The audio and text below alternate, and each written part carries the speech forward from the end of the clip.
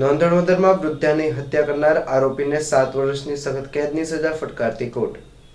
1.5 વર્ષ પૂર્વે પાલિતાણા તાલુકાના નોંધણવદર ગામે વૃદ્ધ મહિલાની હત્યામાં આરોપીને કોર્ટે 7 વર્ષની સખત કેદ અને રોકડ દંડ ફટકાર્યો હતો। બનાવ અંગે પ્રાપ્ત થતી વિગતો મુજબ પાલિતાણા તાલુકાના નોંધણવદર ગામે રહેતા મંજુબેન ગોગાભાઈ ગોહિલે નોંધણવદરના જ કુલદીપસિંહ નિર્મળસિંહ ગોહિલ સામે તેની દીકરી સાથે 4 વર્ષ પૂર્વે બળાત્કાર ગુજાર્યાની ફરિયાદ નોંધાવી હતી। આ ફરિયાદને લઈને દાજ રાખી કુલદીપસિંહ ગોહિલ ગત તારીખ 24/7/2022ના રોજ મંજુબેનના ઘરે જઈ સમાધાન કરી લેવા જણાવેલ, જ્યાં મંજુબેને સમાધાન નહીં કરતા કુલદીપસિંહે ઉશ્કેરાઈ જઈ મંજુબેનને ઢીકાપાટુનો માર મારતા તેમનું મૃત્યુ નીપજ્યું હતું।